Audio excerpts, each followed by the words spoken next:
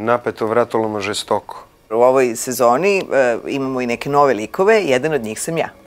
Ova 5. sezona, sad mi svaki put tako najavljamo kao nešto najbolje do sada, ali zaista mislim da je ova sezona nekako žestoka. Šefe, sad su mi javili iz hitne. Olja je umrla.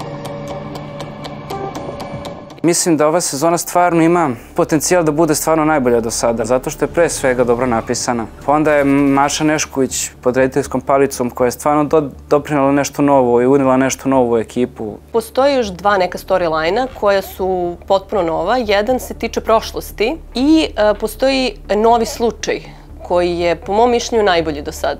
Meni je drago što serija kao što su Ubice kroz svaku sezonu obrađuje neku vrstu druge teme i mislim da je to super i volao bih da tako nastave dalje.